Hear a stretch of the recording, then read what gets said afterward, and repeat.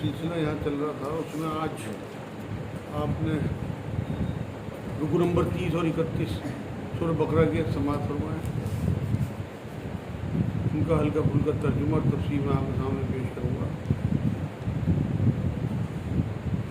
الحمدللہ رب العالمین والصلاۃ والسلام علی رسول الکریم وعلی آلہ وصحبہ اجمعین، اما بعد۔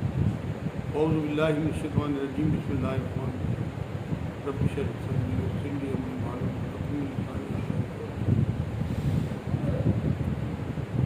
سورہ بقرہ آیت 232 سے 242 تک آپ کے سامنے آج پیش کی جائے گی۔ شروع کرتا ہوں اللہ تعالیٰ کے نام سے جو بڑا مہربان نہایت رحم فرمانے والا ہے۔ آیت نمبر 232 سورہ بقرہ، پارہ نمبر 2۔ اور جب تم اپنی عورتوں کو طلاق دو اور وہ اپنی عدت پوری کر لیں تو انہیں ان کے خاوندوں سے نکاح کرنے سے نہ روکو جبکہ وہ آپس میں دستور کے مطابق رضامند ہوں۔ یہ بڑا اہم اللہ کا حکم ہے جو ہمارے معاشرے سے بالکل غائب ہے۔ لوگ طلاق دینے کے بعد دشمنیوں کو اتر جاتے ہیں اور ایک دوسرے گھر والے، خاص طور سے لڑکی والے، اپنی بچیوں کی نکاح پہلے مردوں سے کرنے نہیں دیتے انہیں، کیونکہ وہ سوچتے ہیں کہ ہماری بچی کی غلطی نہیں تھی اور اب ہم نے اس کے گھر نہیں بھیجنا۔ اگر عدت کے بیچ میں رجوع ہو تو عورت کو نہ کہنے کا حکم نہیں ہے، مگر عدت کے بعد نیا نکاح ہونے میں عورت اور مرد دونوں کی رضامندی ضروری ہے۔ اسے اللہ نے یہاں کہا ہے کہ اگر دونوں کی رضامندی ہو تو انہیں نکاح کرنے سے کوئی نہ روکے۔ یہ دو عدت تک اگر عدت پوری ہو جائے اور وہ آپس میں رضامند ہوں تو دونوں نکاح کرنا چاہیں تو کوئی نہ روکے انہیں، یہ حکم یہ ہے۔ لیکن دو عدت پوری، تیسری عدت میں نہ رجوع ہو سکتا ہے، نہ تیسری عدت کے بعد نکاح ہو سکتا ہے۔ اس کے بعد پھر وہی کہ اللہ کی طرف سے جس طرح سے حلالے کا معاملہ پچھلی آیتوں میں آیا تھا کہ وہ کسی اور سے نکاح کر لے اور وہ فوت ہو جائے یا وہ بھی اپنی مرضی سے طلاق دے دے تو پھر وہ اس پہلے آدمی سے نکاح کر سکتی ہے۔ لیکن یہ پلان نہ ہو، کسی قسم کا بھی کوئی اس طرح کا معاملہ نہ ہو کہ شرع مذاق اڑائی جا رہی ہو شرع کی۔ یہ نصیحت انہیں کی جاتی ہے جنہیں تم میں سے اللہ تعالیٰ پر اور قیامت کے دن پر یقین بے ایمان ہو۔ ایسے لوگ ہی اچھی نیت سے رجوع یا نکاح کریں جن کا مقصد اصلاح ہو اور اپنے گھر بسانا ہو۔ اسے ایمان سے جوڑ دیا گیا اس آیت میں۔ ایسا نہ ہو کہ عورت کو پریشان کرنے کے لیے، کیونکہ اسے تو عدت کے بیچ میں رجوع اگر مرد کرنا چاہے تو عورت کو اجازت نہیں ہے کہ وہ منع کرے۔ عدت کے بیچ میں رجوع ہر حال میں کرنا ہی ہوگا عورت کو، لیکن اگر عدت پوری ہو گئی تو پھر دونوں کی مرضی چلے گی۔ اگر عورت نہیں کرنا چاہتی نکاح تو پھر مرد مجبور نہیں کر سکتا۔ اس میں تمہاری بہترین صفائی اور پاکیزگی ہے، مطلب اس سے گھر ٹوٹنے سے بچیں گے۔ شیطان تو گھر توڑنا چاہتا ہے لیکن رحمان گھر جوڑنا چاہتا ہے۔ یہاں اللہ نے یہ بات کہی کہ اگر تم صفائی چاہتے ہو اور تقویٰ چاہتے ہو تو اللہ تمہاری مدد کرے گا۔ لیکن جن میں ایمان نہیں ہوگا وہ ان کے آگے ساری آیتیں ایسی ہیں جیسے بھینس کے آگے بیج بجانے والی بات۔ اللہ تعالیٰ جانتا ہے اور تم نہیں جانتے، مطلب یہ بھی اللہ جانتا ہے کہ عورت کے کیا حقوق ہونے چاہیے اور مردوں کے کیا حقوق ہونے چاہیے۔ ان سب کے بارے میں اللہ نے قرآن میں کھول کھول کے بیان کر دیا۔ مائیں اپنی اولاد کو 2 سال تک کامل دودھ پلائیں جن کا ارادہ دودھ پلانے کی مدت بالکل پوری کرنے کا ہو۔ یہاں بچے کو دودھ پلانا ماں کا فرض ہے۔ اگر صحت خراب ہو یا حمل ٹھہر جائے تو وہ دودھ نقصان دیتا ہے بچے کو، تو اس لیے دودھ چھوڑا دینا چاہیے۔ فیگر کی وجہ سے یا کمزوری کی وجہ سے جو مائیں دودھ نہیں پلاتی وہ یہ سمجھ لیں کہ دودھ پلانا بچوں کا حق ہے اور ان کے اوپر فرض ہے۔ لیکن طلاق کے وقت اگر مان لو عورت یہ چاہے کہ میں دودھ نہ پلاؤں تو مرد کی ذمہ داری ہے تو اسے پیسے دے کے دودھ پلوائے یا کسی اور سے دودھ پلوائے گا۔ اور یہاں بھی اللہ رب العزت نے 2 سال جو ہے وہ میکسیمم مدت بیان کر دی دودھ پلانے کی۔ 2 سال تک کوئی مجبوری ایسی نہ ہو شرعی تو عورت منع نہیں کر سکتی دودھ پلانے کی۔ دودھ بھی جو پہلی عورتیں تھیں وہ بسم اللہ پڑھ کے پلانا شروع کرتی تھی، آج تو موبائل دیکھتے ہوئے دودھ پلاتی ہیں، موبائل دکھاتے ہوئے دودھ پلاتی ہیں۔ بسم اللہ پڑھ کے اگر دودھ پلائیں گی تو ویسے اثرات اس میں آئیں گے۔ اور الحمدللہ پر ختم کریں، جیسے پانی کے بارے میں حکم ہے کہ ہم جب پانی پیتے ہیں تو اسے بسم اللہ شروع کرنا چاہیے، الحمدللہ پہ ختم کرنا چاہیے۔ تو بچے کا دودھ کا معاملہ بھی اسی طرح مائیں اگر کر لیں تو بچے کی تربیت جو ہے وہ گود سے ہی شروع ہو جائے گی۔ حضرت فاطمہ رضی اللہ تعالیٰ عنہ کے بارے میں بات آتی ہے کہ وہ دودھ پلاتی رہتی تھی، چکی پیستی رہتی تھی، قرآن پڑھتی رہتی تھی۔ لازمی بات ہے، پھر آپ دیکھو ان کے لاڈلے ان کے شہزادے کہتے ہوئے۔ تو اگر میری بہنیں سن رہی ہوں جو بچوں کو دودھ پلا رہی، بسم اللہ پڑھ کے شروع کریں، اللہ سے دعا کر کے کہ ان کی بچپن سے تربیت ہو بہت سی۔ یہاں 2 سال میکسیمم مدت اللہ رب العزت نے طے کر دی، اور جن کے بچے ہیں ان کی ذمے ان کا روٹی کپڑا ہے جو مطابق دستور کے ہو۔ مطلب باپ کے ذمہ ہے کہ اپنی حیثیت کے حساب سے اگر طلاق دے دی تو ماں کو یا تو اس کا پیسہ دے دودھ پلوانے کا، اگر وہ تیار نہیں ہوتی یا بھی کسی اور سے دودھ پلوائے۔ ہر شخص اتنی ہی تکلیف دیا جاتا ہے جتنی اس کی طاقت ہو۔ مطلب اللہ کسی کو اس کی ہمت سے زیادہ بوجھ نہیں ڈالتا۔ ماں کو اس کے بچے کی وجہ سے یا باپ کو اس کی اولاد کی وجہ سے کوئی ضرر نہ پہنچایا جائے۔ مطلب طلاق کے بعد عدت کے بیچ میں ناجائز مطالبہ نہ ہو مرد سے، بچوں کے باپ کی حیثیت سے اس سے حساب، مطلب اس سے خرچ لینا چاہیے، اور بچے کی ماں کو بھی اس سے دور نہ کیا جائے۔ اگر طلاق ہو جائے، بچہ دودھ پینے والا ہے، تو طلاق کے بعد اگر وہ مائکے چلی گئی تو ایسا نہ ہو کہ اس کے گھر والے اسے ملنے نہ دیں یا لڑکے والے ملنے نہ دیں۔ اکثر یہ دیکھا جاتا ہے کہ بچیوں کے گھر والے یہ سمجھ کے کہ اسے ناجائز طلاق دے دی تو اس کے بچے جو نانا ماموں ہیں وہ اس بچے پہ پیار نہیں کرتے، اس بچے کو، اور دور رہتے ہیں اس سے، اس کے باپ کی وجہ سے۔ یہاں اللہ رب العزت نے یہ بتا دیا کہ بچوں کے بھی حقوق ہیں، ماں باپ کے بھی حقوق ہیں، کسی قسم کا کوئی نقصان نہ پہنچایا جائے۔ وارث پر بھی اسی جیسی ذمہ داری ہے۔ اگر طلاق دینے والا باپ مر جائے تو اس کا جو وارث ہوگا وہ خرچ اٹھائے گا بچے کا، ان جو معصوم بچے ہوں گے۔ اگر دونوں یعنی ماں باپ اپنی رضامندی اور باہمی مشورے سے دودھ چھڑانا چاہیں تو دونوں پر کچھ گناہ نہیں۔ مان لو اگر نہ پلانے پہ دونوں راضی ہو جائیں، 2 سال سے پہلے ہی دودھ چھڑانا چاہیں، یا ماں کو کوئی مجبوری ہو تو کسی دوسرے سے پلوا سکتے ہیں، تو دونوں کے مشورے سے رضامندی سے یہ کام کرنے میں کوئی حرج نہیں ہے، کوئی گناہ نہیں ہے۔ اور اگر تمہارا ارادہ اپنی اولاد کو دودھ پلوانے کا ہو تو بھی تم پر کوئی گناہ نہیں، جبکہ تم میں ان کے مطابق دستور کے جو دنیا کا دستور ہو وہ ان کے حوالے کر دو۔ مطلب کسی اور سے دودھ پلاؤ تو اسے پیسے دو۔ تو یہ سب بچوں کے حقوق بیان ہو رہے ہیں ان آیتوں میں۔ اگر طلاق ہو گئی، ماں دودھ نہیں پلانا چاہتی تو دوسرے کے نکاح میں چلی گئی، کوئی ایسی مجبوری ہو تو دودھ جو ہے وہ کسی اور سے پلوایا جا سکتا ہے، لیکن اللہ نے کہا کہ کسی سے بھی، یہ خودداری کی بات ہے کہ اسے دودھ پلانے کے پیسے دیے جائیں، جو دوسری عورت، کیونکہ اس کی غذا کا بھی خیال رکھنا ہے، اس کا کھانا پینا ٹھیک ہو تبھی دودھ اترے گا، تبھی وہ دودھ پلائے گی۔ تو وہ سب چیزیں اللہ نے دھیان میں رکھی، ہر ایک کا حقوق بیان کیا۔ اللہ تعالیٰ سے ڈرتے رہو اور جانتے رہو کہ اللہ تعالیٰ تمہارے اعمال کی دیکھ بھال کر رہا ہے۔ یہاں اللہ نے تقوی سے جوڑ دیا اس معاملے کو۔ یہ تقوی ہے کہ آپ کسی کا بھی حق نہ رکھیں۔ تم میں سے جو لوگ فوت ہو جائیں اور بیویاں چھوڑ جائیں، وہ عورتیں اپنے آپ کو 4 مہینے اور 10 دن عدت میں رکھیں۔ یہاں بوڑھی ہو یا جوان ہو، بیوہ کی عدت بیان ہوئی ہے، اس بیچ وہ نکاح نہیں کر سکتی۔ 4 مہینے 10 دن قمری مہینوں کے حساب سے، جو اسلامی مہینے ہوتے ہیں ان کے حساب سے 4 مہینے 10 دن۔ صرف حاملہ عورت کی جو عدت ہے وہ قرآن بیان کر چکا کہ وہ سورہ طلاق کی 4 نمبر آیت میں آئی ہے کہ وہ حمل کے فراغت سے عدت ختم ہو جائے گی اس کی، یا جنہیں حیض نہ آیا ہو کبھی ان کی عدت بھی قرآن نے بیان کی ہے، یا بند ہو گیا وہ حیض جیسی بوڑھی عورتیں ہیں، اگر انہیں طلاق ہو جائے تو ان کی عدت 3 ماہ ہے۔ یہ بات پچھلے درس میں رہ گئی تھی، میں نے اس لیے وضاحت کر دی کہ جن عورتوں کو حیض نہیں آتا، قدرتی طور پہ کچھ خرابی ہوتی ہے بچے دانی میں، یا وہ عورتیں جنہیں حیض بند ہو جاتا ہے، زیادہ عمر کی عورتیں، اگر انہیں ان کے خاوند طلاق دے دیں تو حیض تو آتا نہیں، 3 حیض عدت بیان ہوئی ہے جوان عورتوں کی، تو ایسی عورتوں کو جنہیں حیض نہیں آتا ان کی عدت 3 ماہ ہے۔ پھر جب مدت ختم کر لیں تو جو اچھائی کے ساتھ وہ اپنے لیے کریں اس میں تم پر کوئی گناہ نہیں۔ مطلب شریعت کے مطابق بھلے طریقے سے آزاد ہے نکاح کے لیے، یا زیب و زینت اختیار کریں، اچھے کپڑے پہننے، تو کوئی انہیں روکے نہ یا بری نظر سے نہ دیکھے۔ ہمارے ہاں تو بہت مایوس ہو جاتا ہے نا، بیوہ اگر کوئی ہو یا طلاق شدہ عورت ہو، اگر وہ میک اپ کر لے عدت کے بعد تو یہ سوچتے ہیں کہ بھائی اس نے پتہ نہیں کتنا غلط کام کر دیا۔ تو یہاں اجازت دی اللہ نے کہ بھلی طریقے سے جو شریعت کے دائرے میں رہتے ہیں وہ کچھ کرنا چاہے تو اسے اجازت ہے۔ اور اللہ تعالیٰ تمہارے ہر عمل سے خبردار ہے.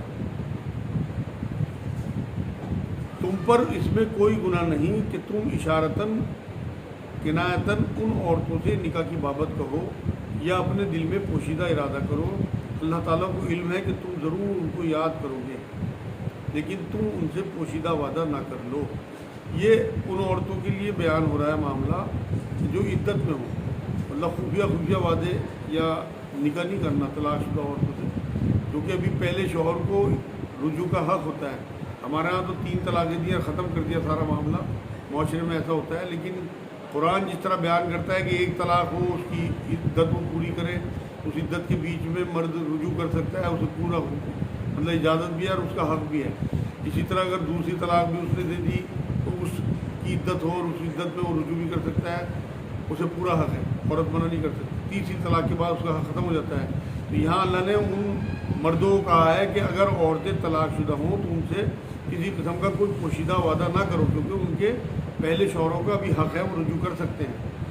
ہاں لیکن اگر کوئی ایسی عورت ہو جسے 3 طلاقیں ہو چکی ہوں یا جس کا شوہر مر گیا ہو، وہ عدت کر رہی ہو، تو اسے اشارتاً کہہ سکتے ہیں. یہاں اللہ نے وہی بات کہی ہے کہ تم اشارتاً کنارتاً انہیں کہہ سکتے ہو، لیکن ان عورتوں کو جن کے شوہر مر گئے ہوں اور وہ 4 مہینے 10 دن کی عدت کر رہی ہوں، کہ آپ کسی طرح پیغام بھجوا دیں انہیں کہ میرا ارادہ کسی نیک عورت کی تلاش میں ہوں، میں نکاح کرنے کا ارادہ ہے، یا مجھے فلاں عورت اچھی لگتی ہے، اگر وہ میرے سے نکاح کریں، تو یہ اشارتاً کہلا سکتے ہیں. لیکن نہ نکاح ہو سکتا ہے اس بیچ میں، اور نہ کھلے طور پہ اس طرح کی کوئی جو افیئرس چلتے ہیں نہ ہو سکتے ہیں.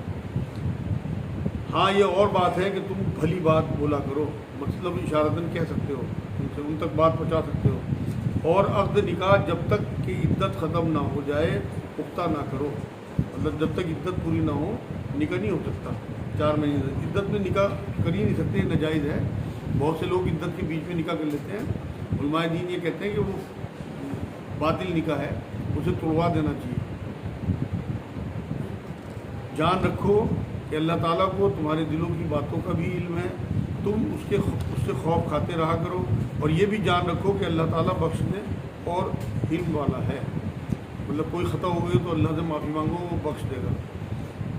اگر تم عورتوں کو بغیر ہاتھ لگائے اور بغیر مہر مقرر کیے طلاق دے دو تو بھی تم پر کوئی گناہ نہیں. ہاں انہیں کچھ نہ کچھ فائدہ دو.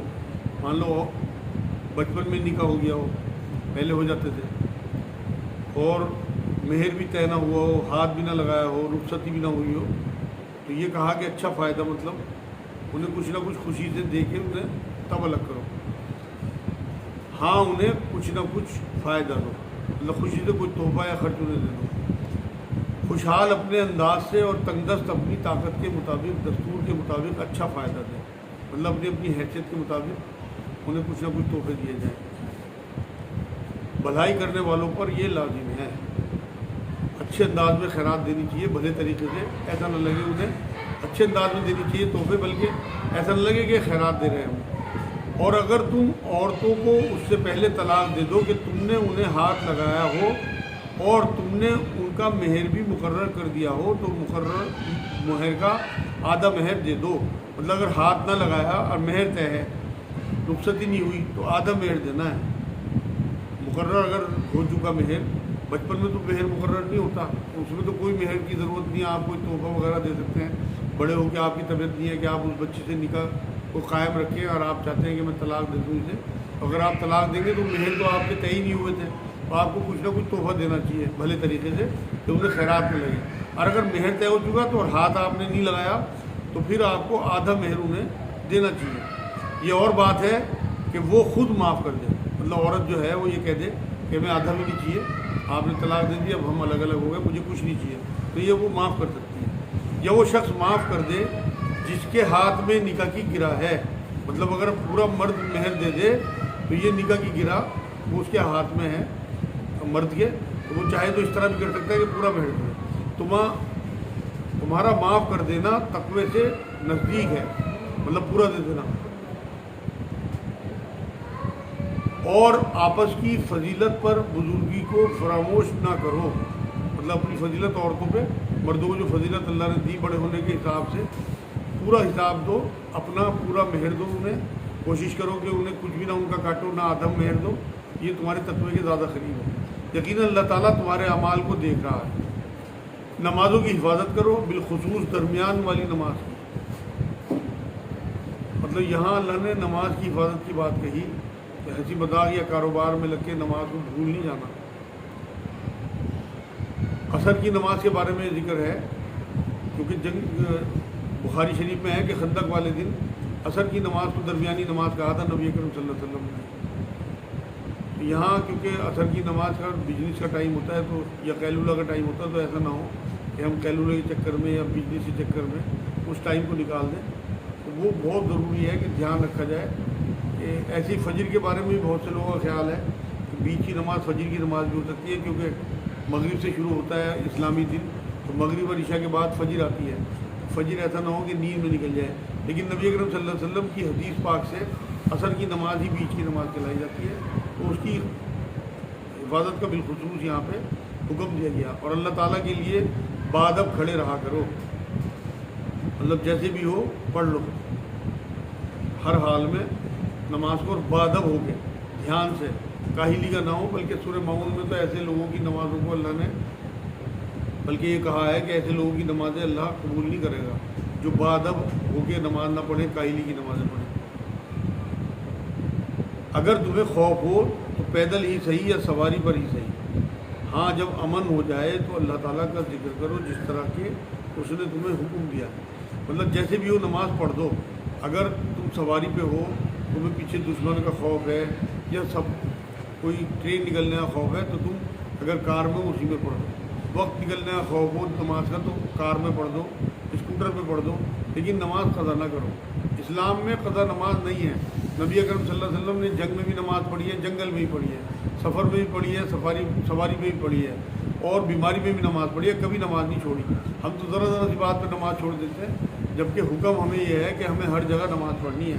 تو اس لیے جیسے نبی اکرم صلی اللہ علیہ وسلم کی کبھی نماز نہیں نکلی، ہماری مومن کی شان بھی یہی ہے کہ وہ کبھی نماز نہ نکالے، جیسے بھی ہو جہاں بھی ہو وہ نماز پڑھ دیں، اور جب امن کے موقع آ جائے تو اس کے بعد پھر پوری نماز اسی طرح سے پڑھیں جس طرح سے پہلے پڑھ رہے تھے۔ اس بات کی تعلیم دی جسے تم نہیں جانتے تھے۔ مطلب یہاں اللہ نے یہ بات بتائی ہے کہ تمہیں نمازیں رسول اللہ صلی اللہ علیہ وسلم کے ذریعے میں نے سکھا دی تمہیں۔ نبی اکرم صلی اللہ علیہ وسلم یہ کہا کرتے تھے کہ نماز ایسے ادا کرو جیسے مجھے ادا کرتے ہوئے دیکھتے ہو۔ حضرت جبرائیل علیہ السلام نے حضور کو نماز پڑھ کے دکھائی، تعلیم دی نماز کی، اور حضور صلی اللہ علیہ وسلم ہم سب کو پوری امت کے لیے نماز جو ہے وہ اب اس کے معلم ہیں، مطلب اسے سکھا کے گئے نماز کو۔ 2 بار حضور صلی اللہ علیہ وسلم کو انہوں نے جبرائیل علیہ السلام نے سکھانے کے لیے 5 نمازیں پڑھائی۔ جو لوگ ایک بار پوری 5 نمازیں اول وقت میں اور ایک بار پوری نمازیں آخری وقت میں پڑھ کے دکھائیں، اور یہ امت کے لیے سنت ہو گیا۔ آپ اول وقت میں نمازیں پڑھ دیں یا آخری وقت میں پڑھ دیں، یہ حضور صلی اللہ علیہ وسلم کی سنت ہے۔